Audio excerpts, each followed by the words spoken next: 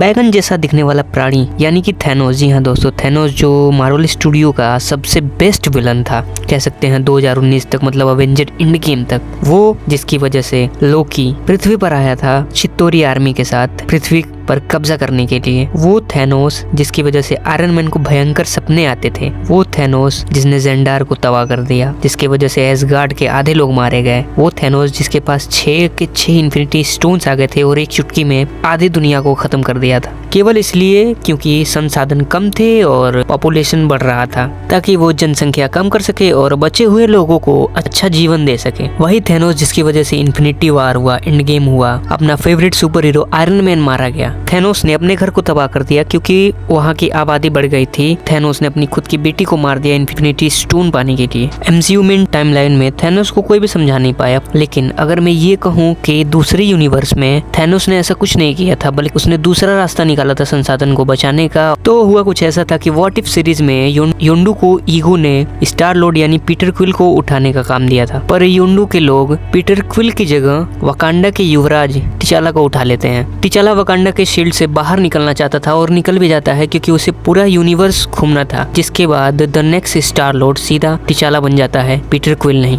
और ये टिचाला की ही देन होती है कि वो थैनोस से जब मिलता है तो उसे समझाता है कि बहुत सारे तरीके हो सकते हैं संसाधन को अच्छे तरीके से उपयोग करने का, और थैनोस मान भी जाता है। मतलब उस यूनिवर्स में थैनोस किसी को नहीं मारता है और गार्डियंस के साथ मिलजुल कर रहता है, उनके साथ मौज मस्ती और पार्टी करता है। मुझे पहले यकीन नहीं हो रहा था कि थैनोस बदल सकता है। वो थैनोस जिसने अवेंजर्स की वाट लगा दी थी, वो थैनोस बदल गया। और ये सच भी था क्योंकि दूसरे यूनिवर्स में चीजें बहुत ही अलग हो सकती हैं, और हुई भी कि थैनोस ने गार्डियंस का साथ दिया और उनके साथ हर लड़ाई में शामिल रहा। गार्डियंस के साथ मिलकर थैनोस कलेक्टर नाम के आदमी से भी लड़ता है और लास्ट में वकांडा में भी जाता है टिचाला को लेकर उनके पिताजी से मिलवाने के लिए।